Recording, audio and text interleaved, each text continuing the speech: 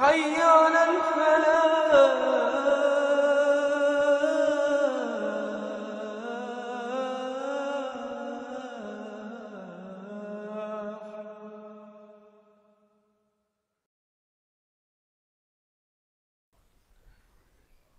Conformation बायस एक cognitive बायस ज़हनी झुकाव जिसका हम सब की ज़िंदगी पर बहुत गहरा असर पड़ता है वो है कन्फर्मेशन बायस। ये बायस झुकाव हमें उन सबूतों दलीलों की तरफ ले जाता है जो हमारे मौजूदा अक़ीदे नज़रिए के मुवाफ़िक होते हैं और उन सबूतों दलीलों से दूर ले जाता है जो हमारे मौजूदा अक़ीदे के गैर मुवाफ़िक होते हैं। ये एक झुकाव है जिसमें हम सबूतों और दलीलों को सही तरीके से इस्तेमाल करने में फ़ेल हो जाते हैं। हम अपने मौजूदा अक़ीदे नज़रिए की हिफाजत करने की कोशिश करते हैं और इसके लिए हम सिर्फ उन सबूतों इंफॉर्मेशंस को सीख करते हैं, जुस्तजू करते हैं जो हमारी मौजूदा बिलीफ, अक़ीदे, नज़रिए, नुक्ता नज़र, पॉइंट ऑफ व्यू को कन्फर्म करते हैं और उनको ज़्यादा वज़न देते हैं और उन सबूतों दलीलों को जो हमारी मौजूदा अक़ीदे नज़रिए के ख़िलाफ़ जाते हैं उनको नज़रअंदाज करते हैं या ज़्यादा वज़न नहीं देते या उनको खोजने पाने की जुस्तजू ही नहीं करते, उनसे दूर भागते हैं, अवॉइड करते हैं। इस बायस पर एक तजर्बा किया गया जिसमें पार्टिसिपेंट्स को 4 कार्ड दिए गए जिसमें सामने के साइड पर A, B, 2 और 3 दिख रहा था। उनको बताया गया कि हर कार्ड के एक साइड पर लेटर है और दूसरे साइड पर नंबर, यानी A और B कार्ड के दूसरे साइड नंबर है और 2 और 3 के दूसरे साइड अल्फ़ाबेट। अब पार्टिसिपेंट से ये पूछा गया कि इस जुमले की सब कार्ड जिनके एक साइड पर वॉवेल हैं यानी A, E, I, O, U लफ्ज़ है, उस कार्ड के दूसरे साइड इवन नंबर है, यानी ऐसा नंबर जो 2 से तकसीम होता हो। इस जुमले के सच होने को जानने के लिए वो कौन कौन सा कार्ड पलट कर देखेंगे।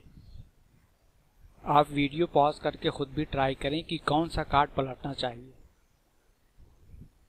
तजुर्बे के नतीजे में ये पाया गया कि लोग कार्ड A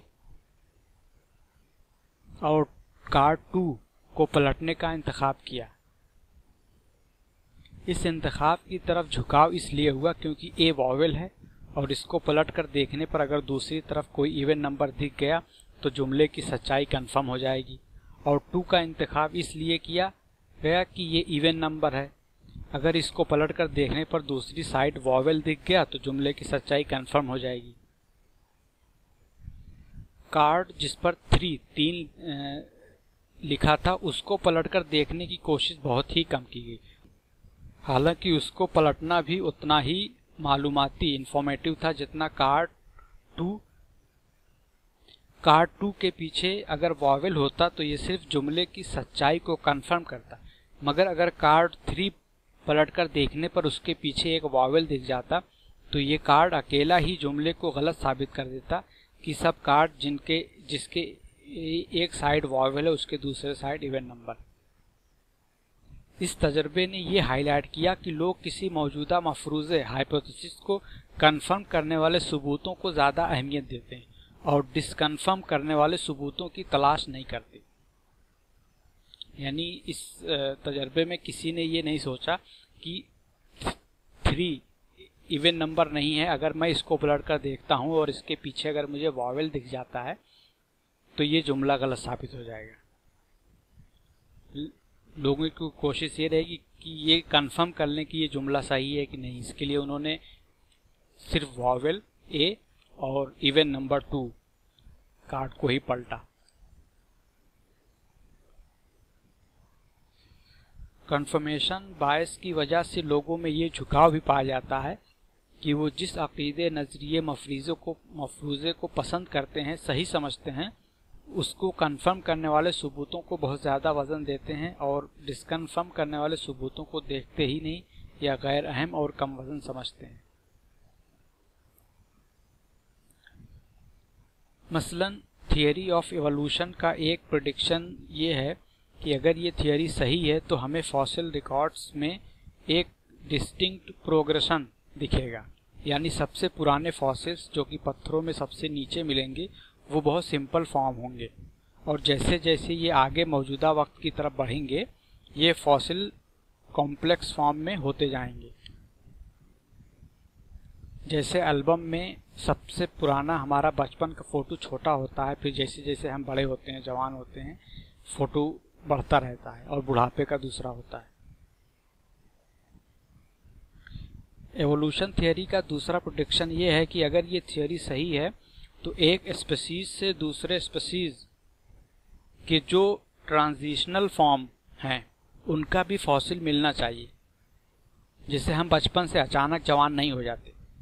बचपन से जवानी के बीच का एक ट्रांजिशनल फॉर्म होता है, उसका भी फोटो होता है, हर बर्थडे का फोटो होता है। फॉसिल्स के रिकॉर्ड में ये तो मिल गया कि स्पीसीज में सिंपल फॉर्म से कॉम्प्लेक्स फॉर्म की तरफ वक्त के साथ प्रोग्रेशन बढ़ोतरी है, मगर एक स्पीसीज से दूसरे स्पीसीज के ट्रांजिशनल फॉर्म का फॉसिल रिकॉर्ड्स नहीं मिला। ये बहुत ही रेयर है, यानी एक स्पीसीज से दूसरे स्पीसीज बनने के बीच में जो डायरेक्शनल चेंजेस तब्दीलियां हुई हैं उन तब्दीलियों को दिखाने वाली फॉसिल्स नहीं मिले। ये मिसिंग लिंक है। फॉसिल रिकॉर्ड से ये पता चलता है कि एक स्पीसीज के बाद दूसरी स्पीसीज फुल्ली फॉर्म्ड होकर अचानक वजूद में आ गई है, और ये इस बात की तरफ इशारा करता है कि किसी इल्म, हिकमत और कुदरत रखने वाले ने उसे बनाया है। अब नॉन साइंटिस्ट कम्युनिटी में जो लोग एवोल्यूशन थियरी को पसंद करते हैं वो फॉसिल्स के सिंपल फॉर्म से कॉम्प्लेक्स फॉर्म के प्रोग्रेशन को ही देखते हैं और इतना वजन देते हैं कि एवोल्यूशन थियरी को बिल्कुल हक सच मानते हैं, और दूसरे सबूत डायरेक्शनल चेंज न दिखाने वाले ट्रांजिशनल फॉर्म के फॉसिल्स न मिलने के सबूत को नज़रअंदाज करते हैं, कोई वजन नहीं देते, तरह तरह के रैशनलाइजेशन करते हैं, बात बनाते हैं। और जो लोग एवोल्यूशन थियरी को पसंद नहीं करते वो इसका उल्टा करते हैं। वो सिंपल फॉर्म से कॉम्प्लेक्स फॉर्म के प्रोग्रेशन के फॉसिल्स को नज़रअंदाज करते हैं और तरह तरह के रैशनलाइजेशंस करते हैं, बात बनाते हैं, और ट्रांजिशनल फॉर्म यानी बीच की कड़ी को दिखाने वाले फॉसिल्स के ना मिलने को बहुत अहम और वजनदार समझते हैं और एवोल्यूशन को बिल्कुल गलत समझते हैं, काबिल रद्द समझते हैं। हालांकि एवोल्यूशन थियरी ना तो ये बताती है और ना उसके बस में है कि वो ये बताए कि गैर जानदार मॉलिक्यूल से जानदार जिंदगी कैसे वजूद में आई, और ना ही ये बताती है कि नई स्पीसीज कैसे वजूद में आती है। वो सिर्फ ये बताती है कि एक स्पीसीज अपने माहौल में सर्वाइवल करने के लिए अडॉप्ट करती है, उसमें कुछ चेंजेस आते हैं, बस इसका सबूत है। बाकी जो एक स्पीसीज से दूसरे स्पीसीज में बदलना दिखाया जाता है वो सिर्फ ड्राइंग है। कन्फर्मेशन बायस की वजह से लोगों में एक टेंडेंसी ये भी पाई जाती है कि किसी दिए गए मालूमात इंफॉर्मेशन से खामखा वो बातें अखज़ करते हैं, इन्फर करते हैं जो उनके मौजूदा अक़ीदे नज़रिए को कन्फर्म करती हो। मसलन जो लोग खुदा के वजूद को नहीं मानते वो थियरी ऑफ एवोल्यूशन को खुदा की गैर मौजूदगी का सबूत मानते हैं। हालांकि थियरी ऑफ एवोल्यूशन सिर्फ ये बताती है कि वक्त के साथ स्पीसीज में नेचुरल सिलेक्शन के प्रोसेस से कैसे तब्दीली होती है ताकि सरवाइव कर सके। मसलन बैक्टीरिया एंटीबायोटिक से लड़ने के लिए अपने अंदर रेजिस्टेंस पैदा करता है और वो अगली नस्ल के बैक्टीरिया में मुंतकिल होता है, मगर इसका ये मतलब नहीं है कि वो बैक्टीरिया वक्त के साथ बड़ा होकर चूहा बनकर आपके पेट में कूदेगा या फिर हाथी बन जाएगा।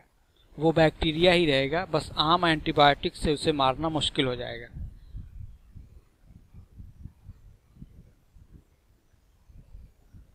एवोल्यूशन थियरी से खुदा की गैर मौजूदगी साबित करना तो ऐसा है जैसे माँ के पेट में बच्चे के पलने के पूरे प्रोसेस और सिंगल सेल से पूरा बच्चा इवॉल्व होने बनने के प्रोसेस को बताने के बाद कोई डिक्लेयर कर दे कि ये सब अपने आप हुआ और माँ बाप और उनके पैर के नीचे की ज़मीन, उनके सर के ऊपर आसमान, और ज़मीन और आसमान के बीच की चीज़ों की ओरिजिन कैसी हुई को एक्सप्लेन करना भूल जाए। ज़िंदगी की तो थियोरी पेश करे मगर बुढ़ापे और मौत की वजाहत करना भूल जाए। सोशल साइंसेस और सोशल बिहेवियर की वजाहत कर दे मगर मैथ्स की वजाहत करना भूल जाए। आधे डेटा से थियोरी नहीं बनानी चाहिए। खुदा की गैर मौजूदगी साबित करने के लिए सबसे पहले कायनात की मौजूदगी को एक्सप्लेन करना होगा। ये लोग किसी दूसरी थियोरी मसलन इंटेलिजेंट डिज़ाइन को कहते हैं कि ये साइंटिफिक थियोरी नहीं है, क्योंकि ये थियोरी डिज़ाइनर कैसे या कहाँ से आया या डिज़ाइनर काम कैसे करता है पर रोशनी नहीं डालती। मगर ये खुद अपनी एवोल्यूशन या दूसरी थियोरी को साइंटिफिक कहते हैं, मगर ये खुद इस बात पर रोशनी नहीं डालते कि कुछ नहीं से कुछ कैसे पैदा होता है या हो सकता है। How something can come from nothing. इनकी थियोरी इस पर रोशनी नहीं डालती, मगर फिर भी ये साइंटिफिक थियोरी कहलाती है। लॉज ऑफ नेचर कहाँ से आए को नहीं बताते, एक्सप्लेन करते, मगर फिर भी ये इनकी थियोरी साइंटिफिक होती है। किसी बात को अपने वर्ल्ड व्यू के मुवाफिक इंटरप्रेट करने की एक मिसाल और है, दुनिया में बहुत से लोग औरतों को मर्दों से कमतर समझते थे। एक रिसर्च में पाया गया कि मर्दों का दिमाग औरतों से तकरीबन 9% बड़ा होता है। अब इस फैक्ट से को बहुत से लोगों ने ये इंटरप्रेट किया कि औरतें मर्दों जितनी अक्लमंद नहीं हैं। हालांकि मर्द औरत में ब्रेन सेल्स बराबर ही हैं, औरतों में बस ये थोड़ी टाइटली पैक्ड हैं, कम जगह में टाइटली पैक्ड हैं। कन्फर्मेशन बायस का असर हम अपनी रोज़मर्रा की ज़िंदगी में भी देख सकते हैं। हम सिर्फ अपने रोल मॉडल्स की सवाने हयात बायोग्राफी पढ़ते हैं, सीखते हैं कि क्या करना है। हालांकि हम अपने एंटी रोल मॉडल से ये सीख सकते हैं कि क्या नहीं करना है। उनकी गलतियों से हम सबक सीख सकते हैं। अबू लहब और अबू जहल की सवाने उम्री, जो कि इस्लाम के इनकलाब के मरकजी किरदार थे, मेरी नज़र से अभी तक नहीं गुजरी। हम वही किताबें, रिसाले, अखबारात वगैरह पढ़ते हैं जो हमारे मौजूदा वैल्यूज़ को मिरर करते हैं। किसी दूसरे मकतबा फ़िक्र, स्कूल ऑफ थॉट की किताबें, रिसाले वगैरह नहीं पढ़ते। सिर्फ अपने मजहब, ग्रुप या मकतबा फ़िक्र के लोगों की तकरीरें सुनते हैं, जिससे हमको जहनी तस्कीन तो बहुत मिलती है, मगर ना तो हम कुछ रियली नया सीखते हैं और ना ही उससे कोई ठोस टेंजिबल फ़ायदा हमारी ज़िंदगी, हमारे करियर, हमारे पेशे में मिलता है कि जिन इल्म से हम कुछ ईजाद कर सकें या कुछ नया कर सकें। उन किताबों को पढ़ने में हमारी दिलचस्पी कम रहती है, मगर हमारे मकतबा फ़िक्र को कंफर्म करने वाली किताबों, तकरीरों को बार बार सुनते और पढ़ते हैं। जो जिस जमात का, ग्रुप का, पार्टी का है, वो उस नज़रियात के मुवाफिक मटीरियल पढ़ता है जो कि उसके नज़रिए को कंफर्म करती है। उन मटीरियल्स को नहीं पढ़ता जो उसके अकीदे, नज़रिए को चैलेंज करते हों। हालांकि ऐसा करना भी बहुत फ़ायदेमंद है। अगर उसके अकीदे, नज़रिए में कोई गलती है तो इससे उसको पता चल जाएगा और वो एक गलती से बच जाएगा। कोई अगर अपने बच्चे को वैक्सीनेशन नहीं कराना चाहता तो वो उन्हीं लोगों से मशवरे करता है जो अपने बच्चों को वैक्सीनेशन नहीं कराते, या वो मटेरियल पढ़ता है जो वैक्सीनेशन के ख़िलाफ़ लिखे होते हैं, और इस तरह वो अपने पॉइंट ऑफ व्यू को सिर्फ कंफर्म करता है। ये कोशिश नहीं करता कि वो इल्म भी हासिल करने की कोशिश करे जो उसको गलत साबित कर दे। हम जब किसी से गुस्सा होते हैं तो अपने दिमाग में उस शख्स के मुताल्लिक उन बुरी बातों को याद करते हैं जो उस शख्स को बुरा साबित करती हो, और उसने जो अच्छाई भलाई हमारे साथ की है उसको नहीं याद करते। इस बायस झुकाव का इलाज ये है कि आपकी जो भी अकायद व नज़रियात, belief and values, world view, point of view या नुक्ता नज़र हैं, उनको लिख लें और फिर ये देखने की कोशिश करें, उन सबूतों को ढूंढें जो उन अकायद व नज़रियात को गलत साबित करने वाले हों, डिसकन्फर्मिंग हों। अगर ये डिसकन्फर्मिंग सबूत ना मिलें तब आप जान लें कि आपका अकीदा, नज़रिया वाकई सही है। सिर्फ कन्फर्मिंग सबूत ही ना हासिल करें।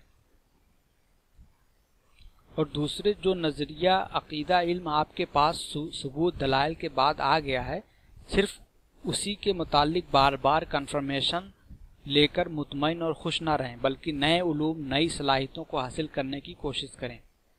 पूरी ज़िंदगी सिर्फ मजहबी उलमा की तकरीरें ही ना सुने और खुश हों।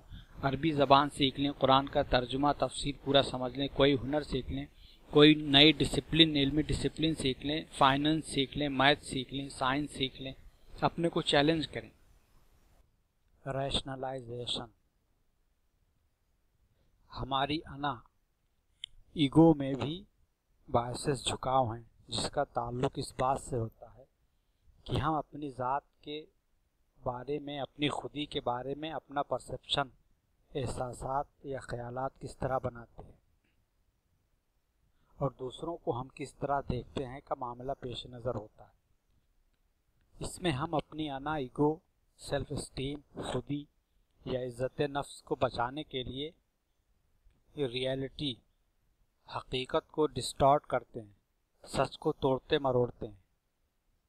इसकी एक अहम मिसाल है जिसे रैशनलाइजेशन कहा जाता है, जिसमें हम अपने किसी काम या बात को फॉल्स एक्सक्यूजेस, झूठे उज़्र से जस्टिफाई करते हैं, जवाज़ पेश करते हैं। कोई काम या बात जो कि गलत, बुरा या बेवकूफ़ी वाला होता है, जिसको करने के बाद हमारी अना, हमारी इज्जत, वक़ात, वैल्यू या शोहरत पर मनफी असर पड़ता है, तो बजाय अपनी गलती या बेवकूफ़ी मान लेने के हम गलत उज़्र, फेक रीज़न्स, उल्टे सीधे दलाइल, वजूहात से ख़ुद को मुतमईन करते हैं कि नहीं, इस वजह से या उस वजह से मेरा काम या मेरी बात सही और माकूल है। ये सेल्फ डिसेप्शन, खुद फरेबी है। अगर आप उन वजूहात, दलाइल को एक जगह लिख कर और उन वजूहात की वजह से किए काम या बात पर नज़र डालें, तो आपको खुद ही मालूम हो जाएगा कि उन वजूहात, दलाइल की वजह से वो काम जो आपने किया है गलत है, गैर माकूल है। ये बायस बहुत आम है। हमने कोई गलत फैसला ले लिया और उसके बुरे नताइज निकले। To feel oneself better, अपने को बेहतर महसूस करने के लिए हम अपनी वैल्यूज़ और ऑब्जेक्टिव्स, मकासद और इक़दार को तब्दील कर देते हैं। जब कोई स्पेकुलेटर, सट्टेबाज किसी शेयर या स्टॉक के बारे में फ़ायदा होने पर क़यास आराई स्पेकुलेट करके शॉर्ट टर्म गैम्बल करता है और उसमें फ़ायदे के बजाय नुकसान उठाता है, तो अपने आप को तसल्ली देने और बेहतर महसूस करने के लिए कहता है कि ये तो मैंने लॉन्ग टर्म इन्वेस्टमेंट किया था। या इसकी एक क्लासिक मिसाल अमेरिका का इराक़ पर हमला है। अमेरिका ने जंग शुरू की इस बुनियाद पर कि सद्दाम के पास WMD है। जंग शुरू हो गई और WMD नहीं मिला, तो अमेरिका ने यह कहना शुरू किया कि ये जंग तो हम अलकायदा और उसामा बिन लादेन के एक अलाई को हटाने के लिए लड़ रहे हैं।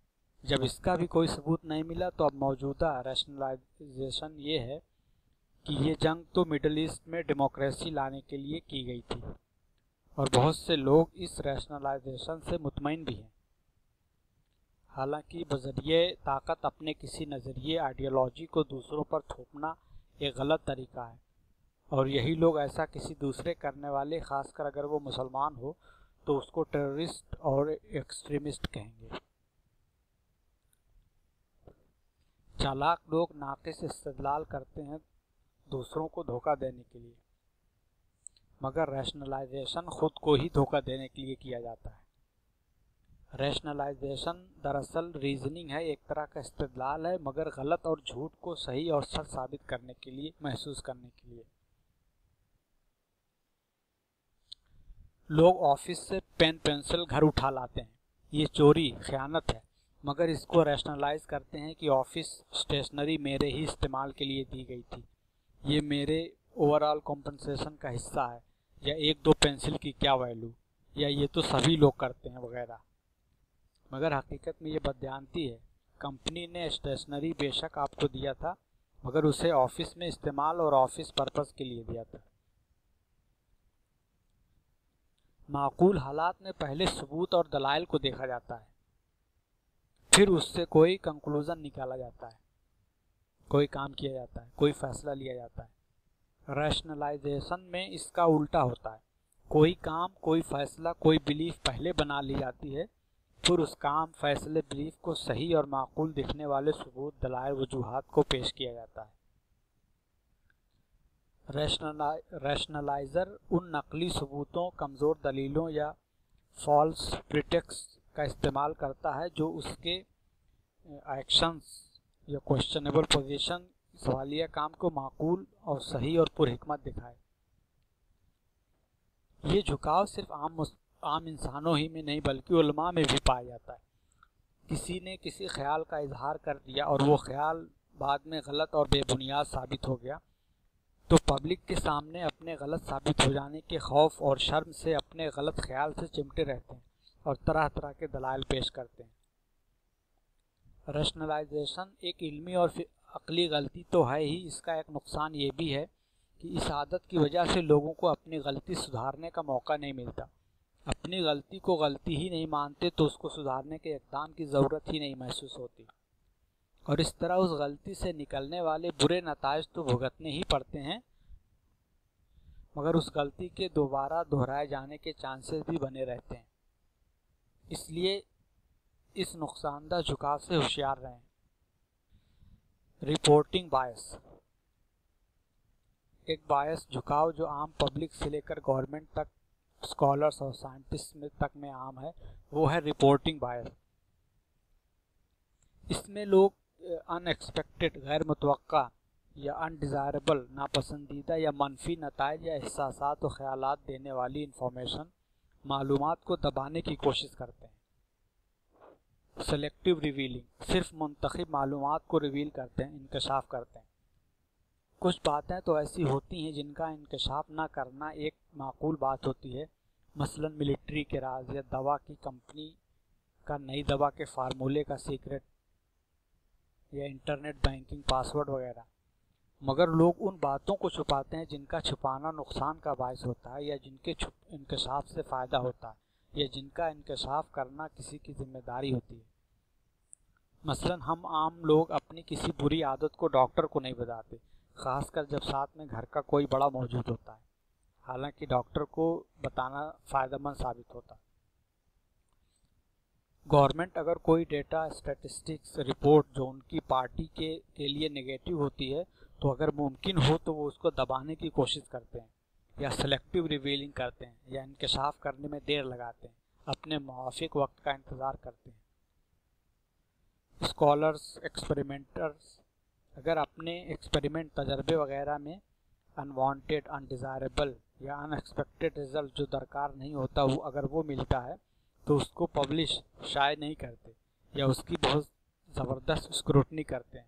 पूरे एक्सपेरिमेंट, रिसर्च सेटिंग पर सवालात उठाते हैं, सैंपल, मेजरमेंट, इक्विपमेंट्स, आलात, सबको उसका जिम्मेदार ठहराते। मगर अगर उन्हें सेम एक्सपेरिमेंट सेटिंग से डिज़ायरेबल, पसंदीदा रिजल्ट निकले तो उसको कबूल करने में उन्हें दिक्कत नहीं होती। तब ये ख्याल कम आता है कि कहीं ये किसी एरर, एक्सपेरिमेंटल एरर या तजर्बाती गलती का नतीजा ना हो। कंपनियां अपने प्रोडक्ट के रिसर्च में मिले नेगेटिव रिजल्ट को डाउन प्ले करते हैं और पॉजिटिव रिजल्ट को खूब हाईलाइट करते हैं। मीडिया उन रिपोर्टों को जो उनके कॉरपोरेट इंटरेस्ट मकसद के लिए पॉजिटिव होती है उसको ज़्यादा प्रमोट करते हैं, और जो उनके इंटरेस्ट को चैलेंज करने वाली मालूमात होती है उसको गैर अहम बताते हैं या बदनाम करते हैं। रिपोर्टिंग बायस का इस्तेमाल कई तरह से किया जा सकता है। मसलन टाइम लैग बायस, वक्फा।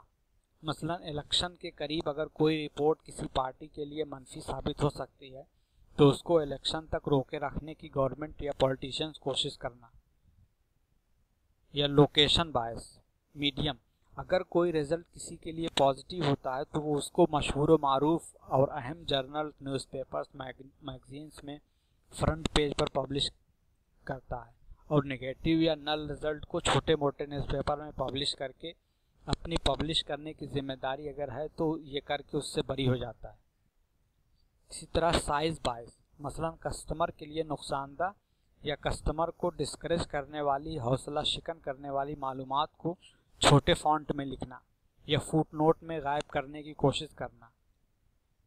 ये इंश्योरेंस, क्रेडिट कार्ड वगैरह के कॉन्ट्रैक्ट में आपको देखने को मिलेगा।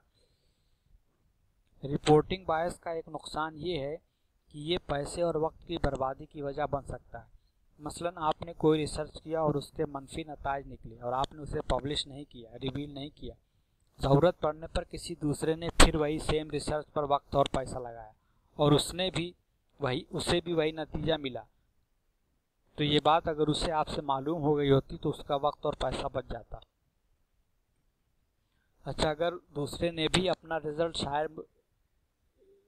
शायद नहीं किया, रिवील या मुनकशिफ नहीं किया, तो बाद में किसी और को भी अपना वक्त और एनर्जी लगाना पड़ सकता है। इस पर एक लतीफ़ा भी है, शायद आपने सुना होगा। एक शख्स की भैंस बीमार हो गई तो उसको किसी ने मशवरा दिया कि उसकी भी भैंस बीमार हो गई तो उसने उसे फलां दवा खिलाई थी, तुम भी अपनी भैंस को फलां दवा खिला दो। पहले शख्स ने अपनी भैंस को वो चीज़ खिला दी और भैंस मर गई, तो उसने दूसरे से कहा, यार मैंने तो जो दवा तुमने बताई थी उसको अपनी भैंस को खिला दिया, मगर मेरी भैंस तो मर गई। तो दूसरे ने कहा, हाँ मेरी भी भैंस मर गई थी। रिपोर्टिंग बायस का दूसरा बड़ा नुकसान ये है कि इससे स्टेटस को, पुराना निज़ाम जूं का तू बना रह सकता है और इसके जो नुकसानात हैं वो बार बार रिपीट हो सकते हैं। मसलन कोई औरत घरेलू तशद्दुद का शिकार है या उससे किसी दोस्त, रिश्तेदार या पहचान वालों ने बदसलूकी की है। अब अगर वो शर्म या खौफ से उसकी रिपोर्टिंग नहीं करती है तो हो सकता है ये बदसलूकी का सिलसिला बाद में भी चलता रहे और बदसलूकी करने वाला फिर अपनी कमीनगी दिखाए और हालात बद से बदतर होते जाएं। आउटकम बायस। एक झुकाव इंसानों में यह भी पाया जाता है कि हम किसी फैसले के मेयार का जायज़ा उससे निकलने वाले नताइज की बुनियाद पर करते हैं, ना कि उस फैसले के सही या गलत होने के अमल की बुनियाद पर, फैसले के उसूलन सही होने या गलत होने की बुनियाद पर नहीं। इसे आउटकम बायस या हिस्टोरियंस एरर कहा जाता है। इसमें कोई माजी के किसी फैसले को उससे निकलने वाले नताइज की बुनियाद पर इवेलुएट करता है, ना कि जिस वक्त फैसला लिया गया था उस वक्त फैसले की क्या खूबी या खामी थी की बुनियाद पर। मौजूदा वक्त में मालूम नताइज के इल्म की बुनियाद पर माजी के फैसले का मेयार परखने की गलती होती है। मसलन गवर्नमेंट और साइंटिस्ट करोड़ों रुपया और वक्त खर्च करके दूसरे प्लैनेट्स पर ज़िंदगी तलाश कर रहे हैं। अब अगर उन प्लैनेट्स पर ज़िंदगी ना मिले तो कोई ये तनकीद करे कि ये एक्सप्लोरेशन का फ़ैसला गलत था, पैसे और वक्त की बर्बादी था, बजाय ये देखने के कि एक्सप्लोरेशन की क्या खूबी या खामी है, ये करना चाहिए या नहीं करना चाहिए। हिंदुस्तान में कुछ मुस्लिम उलमा पाकिस्तान के क्रिएशन के फ़ैसले और पाकिस्तान में मौजूद मुस्लिम जमातों की कुछ कोशिशों, मसलन टीवी पर इस्लामी प्रोग्राम दिखलाना जो कि नतीजा खेज नहीं निकला, की तनकीद इस बुनियाद पर करते हैं क्योंकि पाकिस्तान के क्रिएशन से वो नताइज नहीं निकले जिनकी उम्मीद पर या जिनको हासिल करने के लिए पाकिस्तान बनाया गया था। एक अलग मुस्लिम मुल्क बनाने के फ़ैसले का जायज़ा जिस वक्त ये फ़ैसला लिया गया था उस वक्त उसकी क्या खूबी या खामी थी की बुनियाद पर नहीं, या क्या ये करना मजहबी या सियासी या माशी या सिक्योरिटी या जो भी कसौटी काबिल कबूल बेहतर है कि बुनियाद पर सही था या नहीं, के बजाय आज पाकिस्तान के जो हालात हैं उसके मद्देनज़र इस फैसले की तनकीद करते हैं। अगर पाकिस्तान एक मॉडल इस्लामी मुल्क बन जाता या सुपर पावर बन जाता या इंशाल्लाह मुस्तकबिल में हो जाए तो यही उलमा कहते कि पाकिस्तान बनाने का फ़ैसला सही था। मेडिकल साइंस की बुनियाद पर सिगरेट पीने का अमल सेहत के लिए एक गैर मुफीद चीज़ है। अब इसके नताइज किसी स्मोकर के लिए बुरे ना भी निकलें, इसका ये मतलब नहीं है कि सिगरेट पीने का अमल उसके लिए सही था। या आप दर्जनों किलोमीटर पैदल चलकर दावत व तबलीग के लिए कहीं जाएं और वहाँ लोग बजाय आपकी बात सुनने के आप पर इतना पत्थर मारें कि आपका जूता खून से भर जाए, तो इसका ये मतलब नहीं है कि आपका दावत व तबलीग करने का ये फ़ैसला गलत था या बेकार था। मजहबी नुक्ता नज़र से ये फ़ैसला सही था। अब इसके नताइज जो भी निकले, नताइज की बुनियाद पर उसको सही या गलत नहीं करार देना चाहिए। प्रोबेबिलिटी और स्टैटिस्टिक्स। और इस्लाम के नुक्ते नज़र से लॉटरी खेलना एक बेवकूफ़ी और बुरा काम है।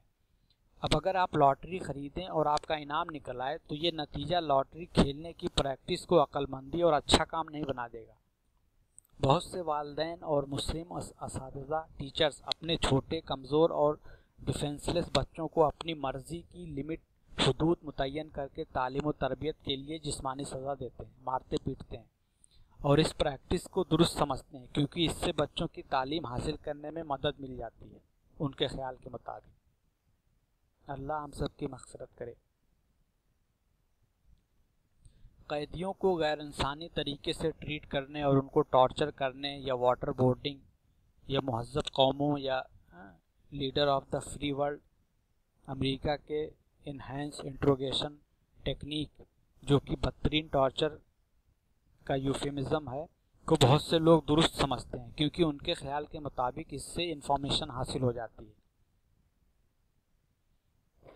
किसी काम, किसी फैसले के दुरुस्त होने या गैर दुरुस्त होने को उस फैसले से निकलने वाले नताइज मालूम होने से पहले जज किया जाता है, नताइज निकलने के बाद नहीं, क्योंकि जिस वक्त फैसला लिया जा रहा होता है उस वक्त उसके नताइज नामालूम होते हैं।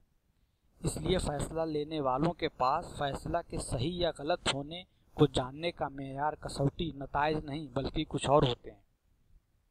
कोई अपने को नक्कादों का नक्काद समझता है तो वो नताइज के अलावा फैसला लेने का मेयार, जो मालूमात, जो तरीका इस्तेमाल हुआ था, उसकी कमी या खामी बताए।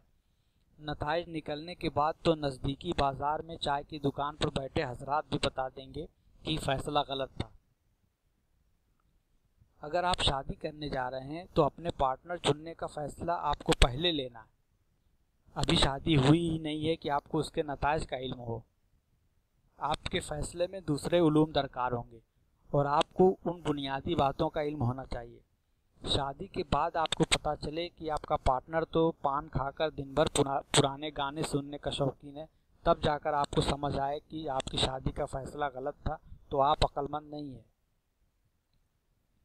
फैसले के सही या गलत होने की पहचान आपको शादी के नताइज निकलने से पहले होनी चाहिए थी। मैं ये टॉपिक यहीं ख़त्म करता हूँ, वरना आप कहेंगे कि बेगाने की शादी में अब्दुल्ला दीवाना। Effort heuristics. एफर्ट ह्यूरिस्टिक्स एक जहनी झुकाव है जिसमें हम किसी चीज़ की क्वालिटी या वर्थ, वैल्यू, कद्र का अंदाज़ा तायुन इस बुनियाद पर करते हैं कि उस चीज़ के बनाने, पैदा करने या हासिल करने में कितनी मेहनत लगी।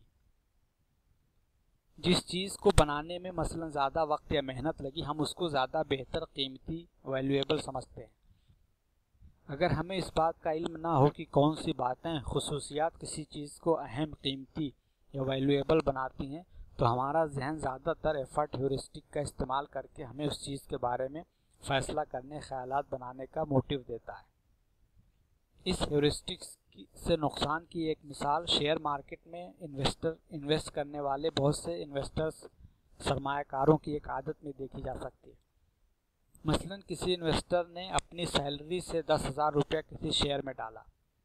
अब अगर वो शेयर बढ़कर 17,000 का हो गया तो बहुत से इन्वेस्टर अपने लगाए गए 10,000 की हिफाजत की तो बड़ी फिक्र करते हैं, मगर मुनाफा के 7,000 जो कि बिना कुछ ज़्यादा मेहनत किए हासिल हुआ था, उसकी फिक्र नहीं करते। उनमें अक्सर जो अपने को स्मार्ट समझते हैं वो अपना 10,000 तो निकाल लेते हैं, बाकी 7,000 उसी शेयर में लगा रहने देते हैं उस वक्त भी, जबकि ऐसा करना अक्लमंदी नहीं होती, मगर उन्हें इस मुनाफा को भी अपना कीमती पैसा समझने और बचाने की फिक्र नहीं होती, हालांकि वो पैसा उन्हीं का होता है। आम लोगों को भी आप देख सकते हैं कि अगर उन्होंने खुद मेहनत से पैसा कमाया है तो उसको ढंग से खर्च करते हैं, मगर अगर उन्हें कुछ पैसा कहीं गिरा हुआ मिल जाए या कोई गिफ्ट कर दे या रिश्वत में मिला हो तो उसको फजूल खर्ची करने, उड़ाने में बहुत जल्दी माइल हो जाते हैं। इल्मी दुनिया में भी लोग इस झुकाव बायस से नहीं बच पाते। किसी ने कोई नज़रिया, थियरी बहुत आसान ज़बान में या बहुत आसान तरीके से पेश कर दिया या बहुत थोड़े से जुमलों में छोटे से ऐसे मजमून में कवर कर लिया तो उसको पुरहिकमत या ज़्यादा अहम नहीं समझते, मगर उसी नज़रिए को किसी ने कॉम्प्लेक्स तरीके से गैर ज़रूरी जारगन्स, कठिन लफ्ज़ों का इस्तेमाल करके पेश किया और दर्जनों पेजेस भर दिया या उसको मैथमेटिकल मॉडल की शक्ल में पेश कर दिया तो उसे बहुत पुरहिकमत और अहम समझते हैं। आइंस्टाइन ने इस टेंडेंसी पर मजाकिया कहा कि उसकी थियरी ऑफ रिलेटिविटी को मैथमेटिशियंस और साइंटिस्ट ने लंबे चौड़े मैथमेटिकल मॉडल में कन्वर्ट करके इतना कॉम्प्लेक्स कर दिया कि अब खुद उसे ही थियरी ऑफ रिलेटिविटी समझना मुश्किल हो गया। आइंस्टाइन माकूल सिंपलिसिटी का बहुत बड़ा फैन था। उसने मसलन रेडियो कैसे काम करता है को ऐसे एक्सप्लेन किया। वायरलेस टेलीग्राफ को समझना ज़्यादा मुश्किल नहीं है। आम टेलीग्राफ एक बहुत बड़ी बिल्ली की तरह है। उसकी पूंछ एक शहर न्यूयॉर्क में खींचो तो दूसरे शहर लॉस एंजलिस में म्याऊं करती है। वायरलेस बिना तार वाला टेलीग्राफ भी ऐसा ही है, बस बिना बिल्ली के। Sunk cost trap. हमारे माइंड में एक ट्रैप फंदा है जो थिंकिंग एरर, सोच की गलती का बायस बनता है। वो है संक कॉस्ट ट्रैप। आप बचपन में अगर कभी मूवी देखने गए थे मगर मूवी इतनी बोरिंग थी कि नाकाबिले बर्दाश्त हो गई, मगर आपने फिर भी वो मूवी पूरी देख ली क्योंकि टिकट तो खरीद ही चुके थे, टिकट का पैसा पहले ही अदा कर चुके थे। या आपने कभी कोई थोड़ा महंगी खाने पीने की कोई चीज़, कोल्ड ड्रिंक, आइसक्रीम वगैरह खरीदी मगर उसका टेस्ट बहुत ख़राब निकला, बस जायका निकला, आपको पसंद नहीं आया, मगर फिर भी आपने उसे पूरा खा या पी लिया। वो तो आप इसी संक कॉस्ट के जाल में फंस चुके हैं। किसी मालूमात को हासिल करने के लिए अगर आपने फ़ोन किया और आप देर तक होल्ड पर रहे हों तो आपका मन फ़ोन काटने का नहीं करता कि इतनी देर से होल्ड पर रह चुका हूँ, क्या पता अब बात हो जाए। इंसान जब किसी रास्ते पर कदम उठाता है तो वहाँ कुछ उम्मीदें, कुछ कमिटमेंट और कुछ संक कॉस्ट वाबस्ता हो जाते हैं जो उस रास्ते पर कदम बढ़ाते रहने के लिए मुहर्रिक बन जाते हैं और अक्सर ये हमारे लिए नुकसान का बायस बन जाते हैं। अगर हमने किसी चीज़ पर अपना वक्त और पैसा और एनर्जी खर्च कर दिया है तो ये हमारे मुस्तकबिल के फ़ैसलों पर काफ़ी गहरा असर, इन्फ्लुएंस डालते हैं और ये एक अक्ली गलती है। माजी में हमने क्या खर्च कर दिया ये हमारे हाल और मुस्तकबिल के फ़ैसलों के लिए इर्रेलेवेंट, गैर मुतल्लिका है, मगर फिर भी ये संक कॉस्ट हमारे दिमाग पर असर डालती और हमें गैर ज़रूरी या गलत फ़ैसलों, इंतखाबों, चॉइसेस की तरफ ले जाती है। अगर किसी अमल को हाल या मुस्तकबिल में भी करते रहना दुरुस्त नहीं है तो उसे ख़त्म कर देना चाहिए, चाहे माजी में उस काम या अमल के सिलसिले में जितना भी पैसा, मेहनत खर्च हो चुकी हो। अक्सर बैंकर्स जो किसी कंपनी को माजी में कर्ज देने का फ़ैसला कर चुके होते हैं और कर्ज दे चुके होते हैं, अब अगर कंपनी डूब रही होती है तब भी उसे और कर्ज देते रहते हैं ताकि उनका माजी का फ़ैसला सही ही हो, मगर कंपनी आखिरकार दिवालिया ही हो जाती है और सारा पैसा डूब जाता है। गवर्नमेंट कोई प्रोजेक्ट शुरू करती है और खूब वक्त और पैसा खर्च होने के बाद बीच में मालूम हो कि वो प्रोजेक्ट फ़ायदेमंद नहीं है तो भी वो उस प्रोजेक्ट को पूरा करवाते हैं कि कहीं पब्लिक ये ना सोचे कि गवर्नमेंट पैसा बर्बाद करती है। कश्मीर में स्ट्रगल कर रहे एक लीडर की किताब पढ़ी, नाम याद नहीं आ रहा है। उसमें उन्होंने पाकिस्तान गवर्नमेंट और कश्मीरी लोगों को ये प्रपोज़ किया कि ये स्ट्रगल, जद्दोजहद जारी रहनी चाहिए क्योंकि अब तक हज़ारों लाखों नौजवान इस जद्दोजहद में शहीद हो चुके हैं और अगर हम अब रुक जाएं तो ये उनकी कुर्बानी रायगा जाएगी। ये तर्ज इस्तदलाल गलत है। प्रेजेंट और फ्यूचर में कश्मीर में क्या पॉलिसी, प्लान ऑफ एक्शन होना चाहिए, इसके फैसले के लिए ये माजी में हो चुकी कुर्बानी रिलेवेंट, गैर मुतल्लिका मालूमात इनपुट है। अगर कश्मीर की पॉलिसी, एक्शन प्लान गलत था तो उसे ख़त्म कर देना चाहिए। इस बात से कोई फ़र्क नहीं पड़ता कि उस पॉलिसी के पीछे कितना पैसा, वक्त या कुर्बानी दी जा चुकी है। किसी पॉलिसी, प्लान, लाया अमल, एक्शन प्लान को डिज़ाइन करते हुए उसकी खूबियों, खामियों पर नज़र डाली जाती, उसकी ज़रूरत पर नज़र डाली जाती। अगर पॉलिसी सही है तो उसकी खूबियाँ ज़्यादा हैं तो उसे कंटिन्यू रखें, अगर पॉलिसी गलत है, उसकी खामियाँ ज़्यादा हैं तो उसे ख़त्म करना चाहिए। संक कॉस्ट, माजी में हो चुके खर्च के फंदे में नहीं फंसना चाहिए। ये फंदा तो ऐसा है जैसे कोई तेल खोजने वाली कंपनी किसी जगह ड्रिल करे और तेल मिल जाने की सतह तक पहुंचने के बाद वहां तेल ना निकले तो वो ड्रिल करना ना रोके और कहे कि ड्रिल करते रहो, अब तक लाखों रुपए और वक्त और मेहनत यहाँ खर्च हो चुकी है, अगर रुक गए तो ये सारी मेहनत, वक्त और पैसा रायगा जाएगा। मुस्तकबिल के किसी फैसले के लिए जिन मालूमातों, इंफॉर्मेशन, इनपुट्स की ज़रूरत होती है, उस लिस्ट में संक कॉस्ट, डूब चुकी कीमत शामिल नहीं होनी चाहिए। लॉस अवर्जन, हमारे अंदर एक झुकाव ये पाया जाता है कि हम फ़ायदा हासिल करने के मुकाबले में नुकसान से बचना ज़्यादा पसंद करते हैं, नुकसान से बचने को ज़्यादा अहमियत देते हैं, क्योंकि नुकसान से हमें ज़्यादा तकलीफ़ होती है। अगर हमें 100 रुपये कहीं मिल जाए तो उसकी खुशी अगर हमारा 100 रुपया खो जाए की तकलीफ से कम होता है। इस झुकाव का हमारी ज़िंदगी के बहुत से फैसलों, इंतखाबों पर बड़ा गहरा असर पड़ता है और हमारी इस टेंडेंसी का इल्म रखने वाले माहिरीन हमारा फ़ायदा भी उठा लेते हैं। कोई हमें किसी बात का कायल करना चाहता है तो अगर वो ये बताने के बजाय कि उससे हमारा कितना फ़ायदा होगा, वो ये बताए कि इससे हम कितना नुकसान अवॉइड कर सकते हैं, तो हम इस बात को कबूल करने की तरफ ज़्यादा माइल होते हैं। इस झुकाव का ये इम्प्लिकेशन है कि नुकसान होने की सूरत में हम ज़्यादा तकलीफ़ महसूस करते हैं और हमारी कोशिश और पसंद ये होती है कि हम नुकसान ना उठाएं, जिसकी वजह से कोई चीज़ जो हमें ये तसव्वुर देती है कि किसी चीज़ में नुकसान कम है या नुकसान है ही नहीं, तो हमारा दिमाग उसको हमारे लिए एक बहुत मस्बत, पॉजिटिव चीज़ बताता है, मगर अक्सर ये हमारे लिए मुफीद नहीं होता। इस झुकाव का फ़ायदा मार्केटिंग वाले उठाते हैं। मसलन वो अपने प्रोडक्ट के साथ कुछ फ्री भी देते हैं और ये लफ्ज़, फ्री लफ्ज़, हमें कैसे गैर ज़रूरी फ़ैसले करवाता है इसका हमें पता भी नहीं चलता। फ्री का मतलब हमारा जहन ये समझता है कि अब हमारा कोई लॉस, नुकसान नहीं होने वाला, क्योंकि वो प्रोडक्ट फ्री है, अगर ख़राब भी निकला तो अपना कुछ नहीं जाएगा। और ये सुकून और इत्मीनान हमें उस फ्री प्रोडक्ट से जुड़े असल प्रोडक्ट जिसको कंपनी बेचना चाहती है बड़ी जल्दी से ख़रीद लेने पर आमादा कर लेता है।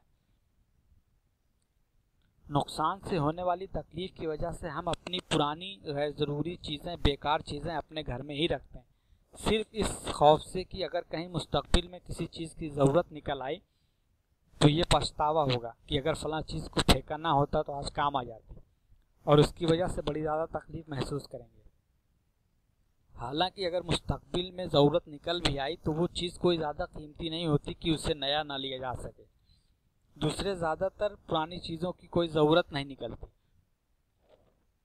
और वो चीज़ें खामखा घर में पड़ी रहती हैं और अक्सर हटाने, ऑर्गेनाइज करने, सफाई करने वगैरह में सिर्फ फालतू वक्त और एनर्जी बर्बाद करवाती है। ये फीलिंग इतनी ज़बरदस्त है कि शायद ही कोई घर इस गलती से बचता है। अगर हम फालतू सामान फेंक दें, ये हमारी मेहनत और एनर्जी और वक्त बच जाए, फ़ायदा हो जाए। इस झुकाव की वजह से लोग लॉटरी भी वो खेलते हैं। हालांकि प्रोबेबिलिटी एंड स्टैटिस्टिक्स के हिसाब से ये एक बेवकूफ़ी का काम है, क्योंकि लॉटरी जीतने के चांसेस तकरीबन 0 होते हैं। लॉटरी खेलना और अपना वही पैसा समुंदर में फेंकना करीब करीब एक ही बात है, मगर फिर भी लोग लॉटरी खेलते हैं, क्योंकि लॉटरी खेलने में जितने पैसे का नुकसान होता है उसके मुकाबले में बहुत ही बड़े इनाम के जीतने की उम्मीद जहन को ये गलतफहमी देती है कि नुकसान तो कुछ नहीं मगर फ़ायदा तो बहुत ही बड़ा है। हालांकि फ़ायदा तो तकरीबन स्टैटिस्टिकली 0 है, क्योंकि उसके मिलने के चांसेस ना के बराबर है। लोग समझते हैं कि डूबेगा तो 150 रुपया मगर मिलेगा तो लाखों करोड़ों, मगर असल में मिलता है 0 और डूबता है 150, और ये 150 वक्त के साथ जोड़ जोड़कर बड़ा नुकसान हो जाता है।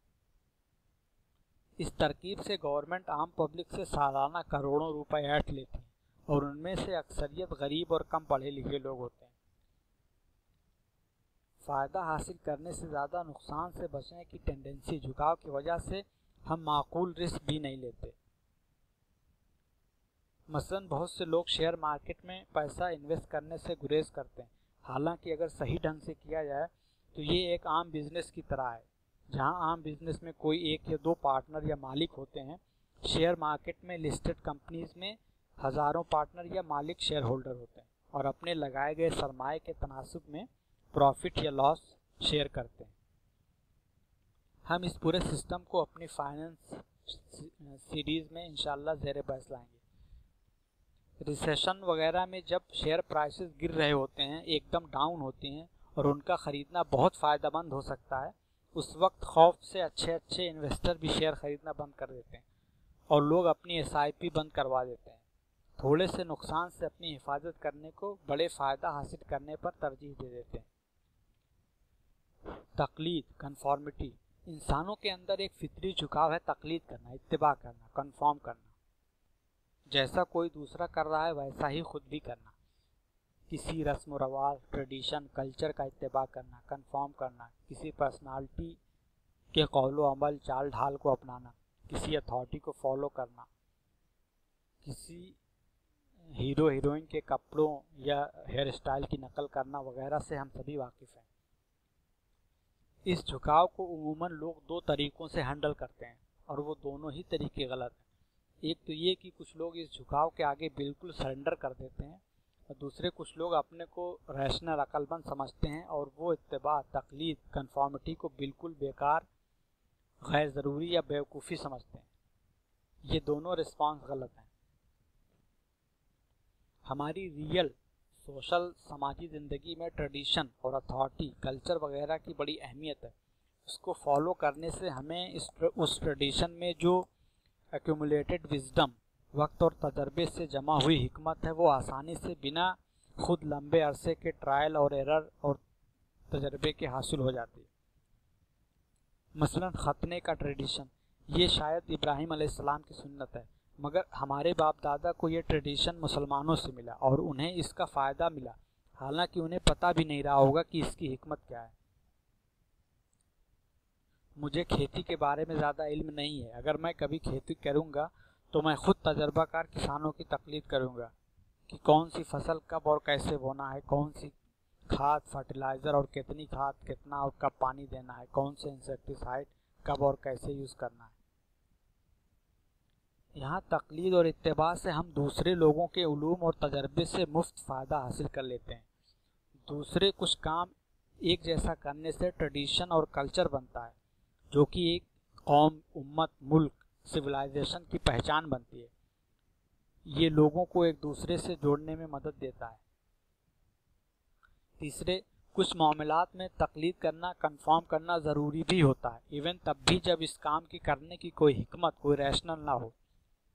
मसलन रोड पर गाड़ी दाएं साइड या बाएं साइड चलाने का कोई रैशनल भले ना हो, मगर सब लोगों का किसी एक तरफ ही गाड़ी चलाना सबके लिए फ़ायदेमंद साबित होता है। एक ही तरह की करेंसी, मखसूस दिनों में छुट्टियां वगैरह का अपने आप में कोई रैशनल भले ना हो, मगर अगर ये सब लोग एक ही जैसा इंतखाब चॉइस करें तो ये पुरहिकमत और फ़ायदेमंद हो जाता है। चौथे, कुछ काम ऐसे होते हैं जिन्हें सिर्फ किसी की नकल करके ही सीखा जा सकता है। मसलन बच्चे किताब या ब्लैक बोर्ड पर लिखे हरूफ, अल्फ़ाबेट को ठीक ठीक नकल करके लिखना सीखते हैं। कभी कभी किसी ट्रेडिशन को सिर्फ इसलिए भी फॉलो किया जाता है ताकि किसी दूसरे की तौहीन करने को अवॉइड किया जा सके। मसलन किसी दूसरे मजहब की इबादतगाह में दाखिल हो रहे हैं और वहाँ सर ढकने या जूते बाहर उतारने का कस्टम है। तकलीद और इत्तिबा खुद इंसानी फितरी ज़रूरत भी है। बचपन में हम अपने माँ बाप और उस्तादों को फॉलो करते हैं क्योंकि उनके पास हमसे बेहतर इल्म और तजर्बा रहता है, या इसी तरह बड़े होकर किसी एक्सपर्ट अथॉरिटी की तकलीद करते हैं क्योंकि उनके पास ज़्यादा या बेहतर इल्म होता है और हमारे पास न इतना वक्त है और न काबिलियत कि हम हर चीज़ में खुद ही महारत हासिल कर लें। सही एक्सपर्ट, सही role model railway line track की तरह है।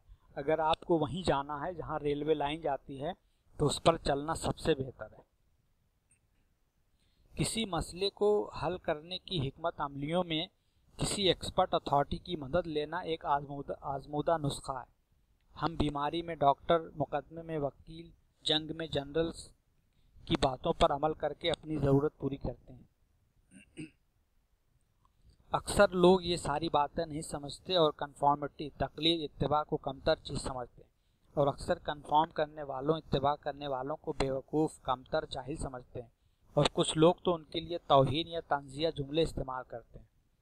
मसलन खुद मुसलमानों में एक ग्रुप दूसरे ग्रुप को मुक़ल्लिदीन का लक़ब देता है क्योंकि वो अपने किसी इमाम या मकतबा फ़िक्र या आलिम को फॉलो करते हैं और दूसरों की सुनते ही नहीं। तो ये दूसरे फ्रस्ट्रेट होकर ये लक़ब देते हैं, हालांकि ये लोग खुद भी अपने किसी दूसरे इमाम आलिम की तक़लीद करते हैं। ये लोग ऐसा नहीं है कि मसलन जब एक हदीस पढ़ते हैं तो बजाय मसलन इमाम बुखारी की अथॉरिटी, इल्म और तजर्बे पर भरोसा करने के खुद ही उस हदीस के मतन और चेन ऑफ नरेटर्स और सनद की तस्दीक करते हैं। इन लोगों को ज़्यादा तकलीफ दरअसल इस बात से होती है कि लोग उनके मकतबा फ़िक्र को क्यों नहीं मान रहे। ऐसा नहीं करना चाहिए, इससे आपस में एक दूसरे से उल्फत के बजाय तौहीन और नफ़रत का कल्चर पनपता है। ऑन द अदर हैंड, जो लोग इस झुकाव के आगे बिल्कुल झुक जाते हैं, सरेंडर कर देते हैं, वो भी गलती पर होते हैं क्योंकि वो ये भूले हुए हैं कि इंसान गलती करते हैं। कोई एक्सपर्ट अथॉरिटी है तो इसका ये मतलब नहीं है कि अब उससे गलती हो ही नहीं सकती। तारीख ऐसी मिसालों से भरी है जिसमें एक्सपर्ट्स अपनी ही फील्ड में गलत रहे हैं।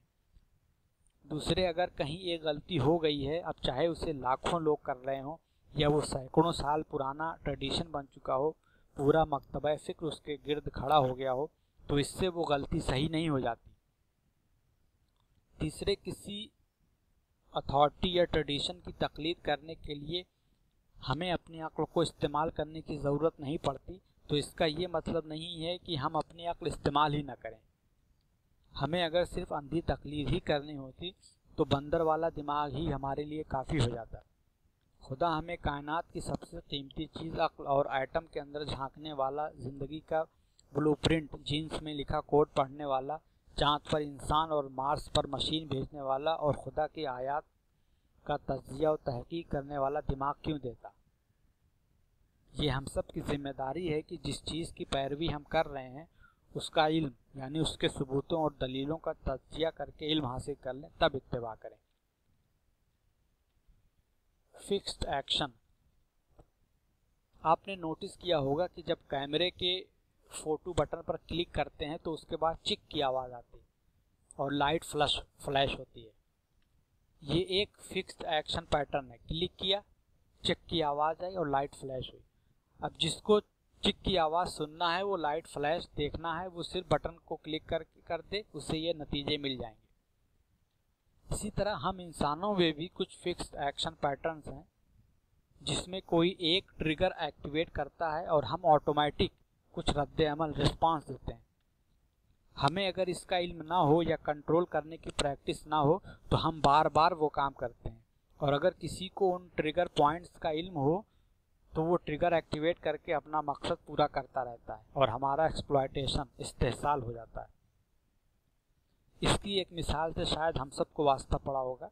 जब हम कहीं सामान खरीदते हैं और अगर दुकानदार गलती से कुछ पैसा ज़्यादा वापस कर देता है तो हमारे नफ्स में फ़ौरन ये ट्रिगर होता है कि कितनी जल्दी दुकान से बाहर चले जाएं, इससे पहले कि दुकानदार अपनी गलती रियलाइज़ कर ले। और बहुत से लोग इस पर अमल भी कर लेते हैं और अक्सर ये सिर्फ 5-10 रुपए के लिए भी कर जाते हैं। 10 रुपए में ईमान डगमगा जाता है। रॉबर्ट सियाल्दिनी ने अपनी मशहूर किताब इन्फ्लुएंस में एक मुसन्निफ लियो रोस्टन के ज़रिए दिए गए एक किस्से का जिक्र किया जिसमें दो भाई सिड और हैरी, जो कि टेलर शॉप चलाते थे और सूट वगैरह बेचते थे। एक भाई सिड सेल्समैन था। जब भी कोई कस्टमर नया सूट पहनकर ट्राई करता तो वो कस्टमर को ये गलतफहमी धोखा देता कि उसकी हियरिंग थोड़ा कम है, वो थोड़ा ऊंचा सुनता है, और कस्टमर से दरख्वास्त करता कि वो थोड़ा ज़ोर से बोले।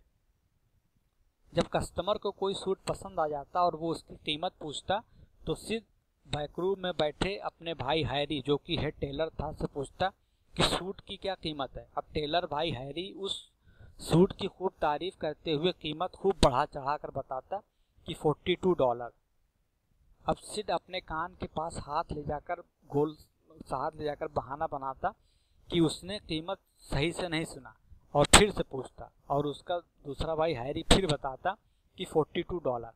अब सिड अपने कस्टमर की तरफ मुतवज्जा होता और कहता कि सूट की कीमत है $22।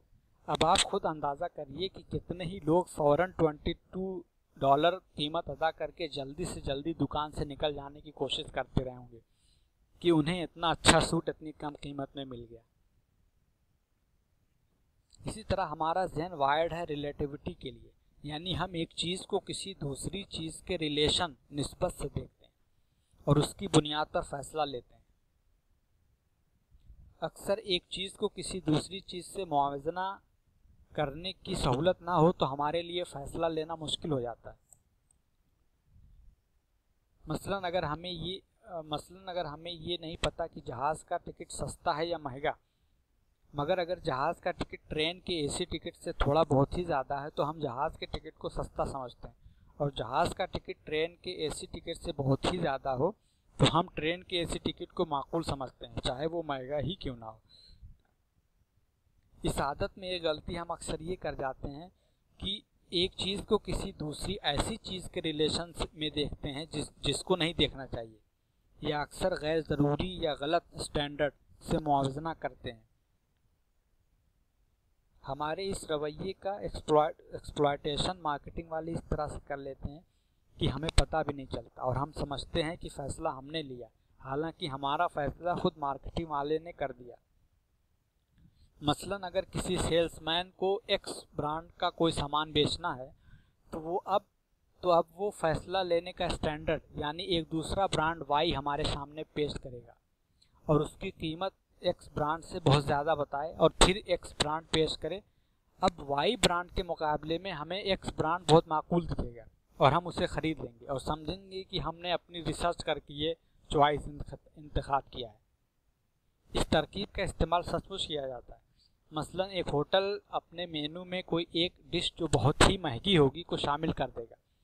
अब इस सबसे महंगी वाली डिश को भले ही कोई ना मंगवाए, मगर इसके बाद की दूसरी सबसे महंगी डिश बिकना शुरू हो जाती है। इस रवैये को आप खुद अपनी ज़िंदगी में भी देख सकते हैं।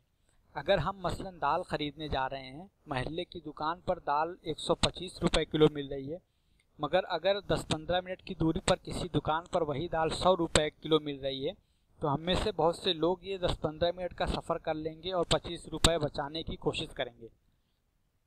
मगर अगर हम एक मोटर बाइक ख़रीद रहे हैं और एक शोरूम में वो बाइक 50,000 में मिल रही है और 10-15 मिनट की दूरी पर दूसरे शोरूम में वही बाइक कोई बताए कि 50,200 में मिल रही है, तो हम में से बहुत से लोग उस दूसरे शोरूम में नहीं जाएंगे। पहले वाले केस में 25 रुपये की बचत को हमने 100 रुपये की निस्बत से देखा तो वो हमें बचाने के काबिल लगा, मगर दूसरे केस में हमने 200 रुपये को 50,000 की निस्बत रिलेशन से देखा तो हमें लगा कि माँ छोड़ो, 100-200 के लिए क्या दूसरे शोरूम में जाना। हालांकि नेट दूसरे केस में हमारी बचत ज़्यादा हो रही थी। किल्लत स्कैरसिटी। इसी तरह हमारा जहन किल्लत कमी स्कैरसिटी की सूरत में एक ख़ास रिस्पांस देने के लिए वायर्ड है।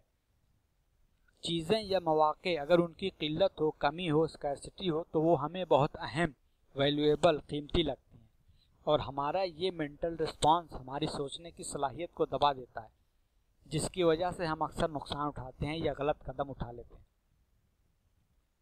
कोई चीज़ अगर रेयर है, कामयाब है या होने वाली है तो उसकी अहमियत बढ़ जाती है।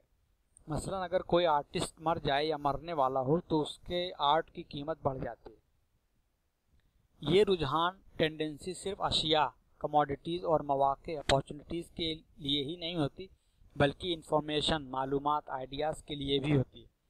अगर कोई मालूमात, इंफॉर्मेशन सेंसर की जाती है, कोई किताब बैन की जाती है तो एक तरफ लोगों के अंदर उसको पढ़ने की ख्वाहिश बढ़ जाती है, लोगों को लगता है कि वो इन्फॉर्मेशन अहम है, और दूसरी तरफ सबसे ख़तरनाक बात यह है कि सिंपल माइंडेड लोग ऑटोमेटिक ये भी समझ लेते हैं, मान लेते हैं कि वो मालूमात, नज़रिया, इन्फॉर्मेशन या आइडिया सही और सच है, हालांकि सबूतों और दलीलों का तज्जिया किया ही नहीं। इस रुझान का फ़ायदा चालाक फ्रिंज ग्रुप इस तरह कर लेते हैं कि वो अपने प्रोपेगेंडे ख्यालात को पब्लिसाइज, तशहीर करने के लिए इसे पहले सेंसर करवा लेते हैं, फिर उस सेंसर की खूब तारीफ चर्चा करते हैं, तशहीर करते हैं, और बहुत से लोग उनके प्रोपेगेंडे ख्यालात को सच और सही समझ बैठते हैं। लोग बैंड मालूमात, इंफॉर्मेशन को ज़्यादा अहम समझते हैं, हालांकि किसी मालूमात, इंफॉर्मेशन की अहमियत उसके सबूत, दलाइल की बुनियाद पर मबनी होती है।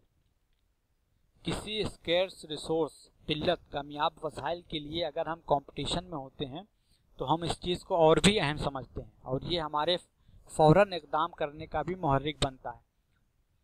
मसलन घर ख़रीदने के लिए घर देखने आए कस्टमर को रियल एस्टेट एजेंट जब ये बताता है कि एक बड़े पैसे वाली पार्टी भी इसमें दिलचस्पी रखती है या कोई पार्टी इन्वेस्टमेंट पर्पस के लिए इसमें इन्वेस्ट करना चाहती है, तो कस्टमर अचानक उस घर को ज़्यादा वैल्यूएबल समझता है और ख़रीदने में थोड़ा जल्दी भी मचाता है।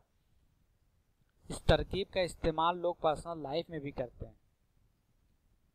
मसलन अगर किसी के बेटे या बेटी का रिश्ता देखने कोई आया है और उसकी बेटी या बेटे के रिश्ते में कुछ और रिश्ते वाकई इंटरेस्टेड हैं, तो इस बात का जिक्र अगर वो रिश्ता देखने आए लोगों से करते हैं तो देखने आए लोग बेटे या बेटी को ज़्यादा और ज़्यादा जल्दी पसंद करते हैं। अगर कुछ और लोग वाकई रिश्ते में इंटरेस्टेड हैं तो ये बात बताना बिल्कुल सच है, इसे धोखा देना नहीं कहा जाएगा। अपने बेटे या बेटी को पसंद किए जाने के लिए जो भी इक़दामात किए, मसलन नए कपड़े पहनाना, मेकअप वगैरह पहनाना, इन सब इक़दामात में इस हिकमत अमली को भी शामिल कर लेना कोई मायूब बात नहीं है।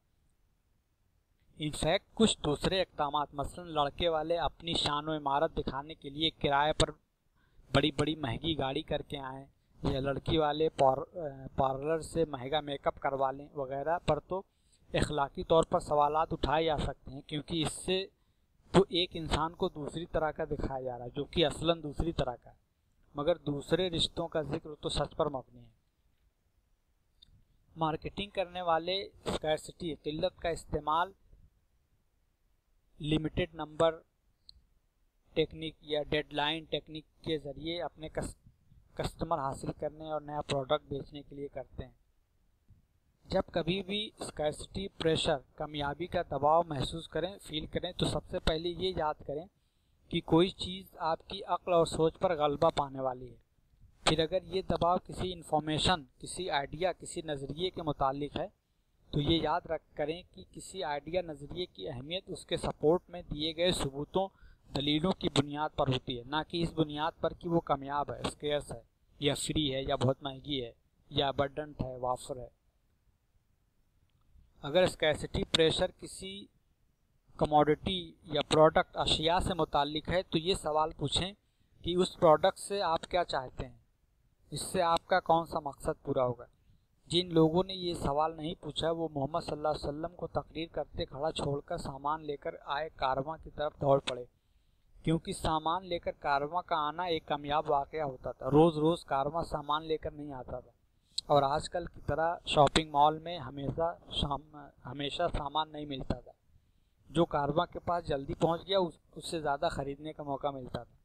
इन सामानों से ज़रूरियात ज़िंदगी पूरी होती हैं, जो कि अपने आप में कोई गलत मकसद नहीं है। मगर खुदा का रसूल खड़ा होकर आखिरत की ज़िंदगी की ज़रूरियात पूरी करने का सामान आपको लोगों को दे रहा है, उस ज़रूरत को पूरी करना ज़्यादा अहम है। मगर लॉन्ग टर्म व्यू आखिरत की फिक्र सिस्टम टू थिंकिंग के दायरे में आती है, जो कि स्कैर्सिटी के प्रेशर में आकर एक्टिवेट ही नहीं हुआ। बच्चे एक चॉकलेट टॉफ़ी को एक चम्मच शहद पर तरजीह दे देते हैं। किसी कामयाब अशिया, कमोडिटी को अगर खाने पीने यूज़ करने के लिए ले रहे हैं तो ये याद रखिए कि कोई चीज़ अगर कामयाब है, स्केर्स है, तो इसका ये मतलब नहीं है कि वो ज़्यादा टेस्टी या ज़्यादा बेहतर या ज़्यादा विटामिन वाली हो गई है। किसी साल अगर आम की फसल कम हो तो जो आम पैदा होंगे वो ज़्यादा मीठे, ज़्यादा विटामिन वाले नहीं हो जाएंगे कि आप बहुत ज़्यादा कीमत अदा करें। लिमिटेड एडिशन की घड़ी या गाड़ी बेहतर वक्त नहीं बताएगी या बेहतर सफ़र नहीं करवाएगी। इसलिए इन पर स्कैर्सिटी, कामयाबी के नाम पर अपना पैसा ना बहाएं। Inside information. इसी तरह हमारा जहन इनसाइड इंफॉर्मेशन, खुफिया मालूमात को प्रोसेस करने के लिए एक ख़ास रिस्पांस के लिए वायर्ड है। हमारा दिमाग खुफिया मालूमात, इनसाइड इंफॉर्मेशन को बहुत अहम समझता है, प्रिविलेज्ड इंफॉर्मेशन समझता है, और उसकी वजह से हम अक्सर दूसरी और ज़रूरी मालूमातों को, इंफॉर्मेशन को हासिल करना, देखना, तज्जिया करना भूल जाते हैं और सिर्फ उसी एक मालूमात इन्फॉर्मेशन की बुनियाद पर अपना फैसला, अपना रिस्पांस दे देते हैं। इस रुझान का नुकसान और भी बढ़ जाता है जबकि वो इन्फॉर्मेशन वाकई में गलत होती है, मगर सिर्फ इस अंदाज में कही गई होती है या बताई गई होती है कि लगता है कि वो इनसाइड इन्फॉर्मेशन है। इस तरकीब का इस्तेमाल चालाक शेयर ब्रोकर्स भोले भाले इन्वेस्टर्स को फालतू इनसाइड टिप की शक्ल में फालतू मालूमात देकर खूब फायदा हासिल करते हैं। वो एक इनसाइड इन्फॉर्मेशन जो कि अक्सर झूठ या इरेलेवेंट होती है कि झांसे में आकर दूसरी अहम और रिलेवेंट मालूमात हासिल करना लोग भूल जाते हैं। कोई मालूमात अगर प्राइवेट सर्कुलेशन में है, सरगोशी में कही गई है वगैरह, तो लोग उसे सच समझ लेते हैं, उसकी तस्दीक की ज़्यादा ज़रूरत नहीं महसूस करते और अक्सर गलत फैसला ले लेते हैं और नुकसान उठाते हैं। एगोसेंट्रिज्म एंड एथनोसेंट्रिज्म। हम इंसान एक तरफ तो शख्सी तौर पर अक्सर खुदगर्ज, एगोसेंट्रिक, सेल्फिश होते हैं, सिर्फ अपना नुक्ता नज़र, अपना फ़ायदा, अपनी ज़रूरत, अपनी चाहत को मद्देनज़र रखते हैं और दूसरों के नुक्ता नज़र, उनकी ज़रूरियात, उनके हालात को ज़ेर गौर नहीं लाते। वेटिंग लाइन में हम लाइन का लिहाज ना करके खुद आगे चले जाना चाहते हैं और अपने इस काम को सही समझते हैं। हम अगर थोड़ा पावर में हैं तो दूसरों से अपनी ख्वाहिश, अपनी बात मनवाने के लिए उनको डोमिनेट करते हैं, उन पर गलबा पाने की कोशिश करते हैं और इसे सही समझते हैं। खुद हमारे साथ अगर कोई यही करे तो उसको गलत और बुरा समझते हैं, मगर खुद ये करते हुए भूल जाते हैं कि दूसरों के लिए ये तकलीफ़ का बाइस है। जिस रवैये के लिए हम दूसरों की मजम्मत, कंडेम करते हैं, अगर वही रवैया हम करें तो उसका कोई ना कोई जवाब, एक्सक्यूज़ अपने लिए ढूंढ ही लेते हैं। दूसरी तरफ हम इंसान अक्सर एथनोसेंट्रिक होते हैं। हम सब किसी फैमिली, किसी कल्चर, किसी कौम या मुल्क में पैदा हुए हैं और हम में से बहुत से लोग उन्हीं के इन्फ्लुएंस से बने एक प्रोडक्ट हैं। लोग अपने कल्चर, अपने ग्रुप के नुक्ता नज़र, असम्पशंस, वर्ल्ड व्यू को क्वेश्चन नहीं करते, उनको सही समझते हैं और उनको बेहतर, सुपीरियर समझते हैं, अक्सर बिना किसी सबूत और दलील के। और दूसरों के कल्चर, दूसरे ग्रुप के नुक्ता नज़र, असम्पशंस, वर्ल्ड व्यू पर सवालात उठाते हैं, उनको घटिया, कमतर समझते हैं, उनसे नफरत करते हैं, इंटॉलरेंस दिखाते हैं बिना किसी माकूल दलील के। जो बातें, नज़रिए सच या झूठ, सही या गलत होती हैं तो वो तो बरतर और कमतर हो सकती हैं। मसलन एस्ट्रोनॉमी एस्ट्रोलॉजी से बेहतर है, बरतर है, तो इनको बराबरी का दर्जा देना टॉलरेंस नहीं बल्कि बेवकूफ़ी है। मगर लोग अपनी उन चीज़ों को भी एथनोसेंट्रिक लोग बरतर और बेहतर समझते हैं जिनके बरतर होने के कोई दलाइल नहीं होते। मसलन अपनी ज़ात, अपनी रेस, अपना स्किन कलर वगैरह। लोग अपने कल्चर, अपने त्यौहार वगैरह को खूब मनाते हैं, मगर अगर कोई दूसरा अपना त्यौहार मनाता है तो उस पर अक्सर इंडिया में दंगा हो जाता है। एथनोसेंट्रिक लोग अपने कल्चर के हर त्योहारों के दिन तो नेशनल हॉलिडे चाहते हैं, मगर दूसरे साइजेबल पॉपुलेशन के अहम त्योहारों के दिन भी नेशनल हॉलिडे होना पसंद नहीं करते। रोड के दाएं तरफ गाड़ी चलाने वाला कल्चर रोड के बाएं तरफ गाड़ी चलाने वाले कल्चर को कमतर समझता है। सोलर कैलेंडर फॉलो करने वाला लूनर कैलेंडर फॉलो करने वाले को कमतर समझता है। ईगोसेंट्रिज्म और एथनोसेंट्रिज्म का नुकसान सिर्फ दूसरों पर जुल्म और तकलीफ तक ही महदूद नहीं रहता, इसका नुकसान खुद ईगोसेंट्रिक और एथनोसेंट्रिक लोगों को भी होता है। आप किसी बात, नज़रिए, ग्रुप, पार्टी को सिर्फ इसलिए तरजीह देते हैं कि वो आपके कल्चर, ग्रुप, कौम या फैमिली का हिस्सा है, तो अगर वो बात, नज़रिया, ग्रुप या पार्टी, कैंडिडेट गलत है, क्वालिफाइड नहीं है, तो उसका नुकसान आप ही को उठाना पड़ेगा। आपकी पसंदीदा सियासी पार्टी का उम्मीदवार जाहिल, इनकॉम्पिटेंट, अनक्वालिफाइड है, क्रिमिनल है, तो उसके बुरे नताइज से आप ही दो चार होंगे। दूसरे, अगर आपके कल्चर, मुल्क या फैमिली का कोई नज़रिया दलील बातिल पर मबनी है तो उसके बुरे नताइज भी आप ही को भुगतने पड़ेंगे। इसलिए इसका इलाज बहुत ज़रूरी है। सबसे पहले तो अपने अंदर हसास सोच, संवेदनशीलता कल्टीवेट करें, पैदा करें। दूसरों के पहलू से भी सोचें। लफ्ज़ टॉलरेंस की रूह को कबूल करें, सिर्फ उससे दिखावटी मोहब्बत, लिप सर्विस न करें। लोग टॉलरेंस की बात तो करते हैं मगर अपनी ज़ात, रेस, कल्चर, सकाफत, ज़बान, त्योहारों वगैरह को प्रिविलेज्ड ही समझते हैं। अपनी लॉयल्टी किसी मुल्क, ग्रुप, पार्टी या शख्सियत से सिर्फ उसूलों, ज़वाबित, सबूतों और दलीलों, प्रिंसिपल्स एंड आइडियल्स की बुनियाद पर रखें। खुलासा ये है कि हमारे अंदर मौजूद रुझानात, जिबिल्लतें, झुकाव, बायसेस, ह्यूरिस्टिक्स हैं। उनका अपना एक मकाम है, उनके अपने फ़ायदे हैं और उनकी ज़रूरत भी है, जिनकी मौजूदगी में हमें अपना टैक्सिंग सिस्टम टू इस्तेमाल करने, क्रिटिकल थिंकिंग, तदब्बुर तफक्कुर करने की ज़रूरत ज़्यादा नहीं पड़ती। मगर इसका ये मतलब नहीं है कि हम अपना सिस्टम टू थिंकिंग इस्तेमाल ही ना करें, क्रिटिकल थिंकिंग, तदब्बुर तफक्कुर ही ना करें, डाउट ना करें, सवालात ना उठाएं, दूसरे ज़ावियों, नुक्ता नज़र को ना एक्सप्लोर करें। सिस्टम टू थिंकिंग के इस्तेमाल का मतलब ये कुछ बुनियादी एक्टिविटीज़ हैं जो सिस्टम टू का हिस्सा हैं। अगर किसी आइडिया, नज़रिए, अकीदे, दावे से वास्ता पड़े जो बहुत पॉपुलर हो या जो पहली नज़र में सही या बेहतर नज़र आए, तो उसको फ़ौरन ना कबूल कर लीजिए। अपनी सिस्टम टू थिंकिंग को काम पर लगा दीजिए, यानी डाउट करिए, सवालात उठाइए, उसके सबूतों और दलीलों की डिमांड करिए। ये भी देखने की कोशिश करिए कि क्या चीज़ें या सबूत उस आइडिया, नज़रिए, दावे को गलत साबित कर सकते हैं।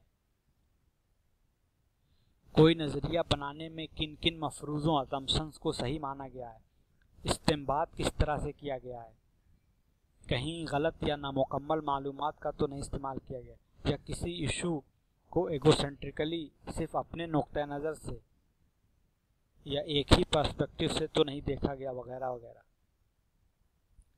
अगर किसी प्रॉब्लम का हल ढूंढ रहे हैं, कोई पॉलिसी या प्रोग्राम बना रहे हैं, तो जो हल सबसे पहले जहन में आ जाए उसी को कबूल ना करें और उस पर अमल करना ना शुरू कर दें। उसके दूसरे पर्सपेक्टिव, पहलुओं, ज़ावियों, नुक्ता निगाह को भी ज़ेर गौर लाएं। कई लेवल, एंगल्स, नुक्ता नज़र, पहलू से देखें। मसलन सिर्फ उसके फ़वाइद ना देखें, उसके नुकसानात भी देखें, cost and benefit, pros and cons भी देख लें, पॉजिटिव नेगेटिव दोनों देख लें। किसी चीज़ को कम से कम 4 पर्सपेक्टिव, ज़ाविया नज़र से देखें। पहला पर्सपेक्टिव तो ये होगा कि ये देखें कि क्या सबूत और दलाइल उसको सही साबित करते हैं। दूसरा पर्सपेक्टिव उसका रिवर्स, उल्टा होगा, यानी ये देखने की कोशिश करें कि कौन से सबूत या दलाइल उसको गलत साबित कर देंगे। तीसरा पर्सपेक्टिव ये होगा कि उसको दूर से देखें,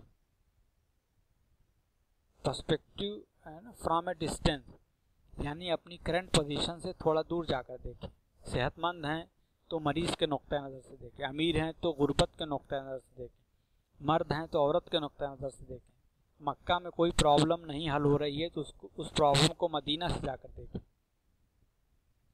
हजर अस्वद बहुत मुबारक पत्थर है, इसलिए मैं ही उसको रखूँगा के पर्सपेक्टिव के बजाय हजर अस्वद बहुत मुबारक पत्थर है, इसको सब लोग कैसे रखें कि सब लोग इससे फ़ायदेयाब हों के नुक्ता नज़र से देखें। चौथा पर्सपेक्टिव ये है कि उसका अल्टरनेटिव, मुतबादिल देखना ना भूलें। मुतबादिल हल, अल्टरनेटिव स्ट्रेटजी को भी ज़ेर गौर लाना ना भूलें।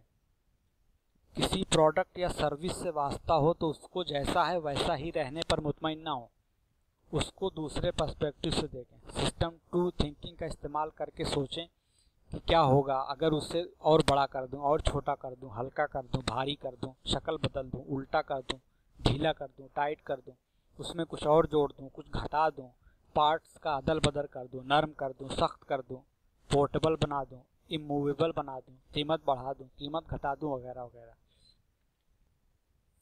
सिस्टम वन थिंकिंग में तो हम याददाश्त, एसोसिएशंस, आदत, शॉर्टकट्स वगैरह का इस्तेमाल करके कोई काम करते हैं, कोई प्रॉब्लम हल करते हैं। मसलन ये प्रॉब्लम कि एक पेन की कीमत 5 रुपये है तो एक दर्जन पेन की क्या कीमत होगी, हम झट से अपनी याददाश्त से उसका जवाब 12 को 5 से मल्टीप्लाई करने से हासिल कर लेते हैं।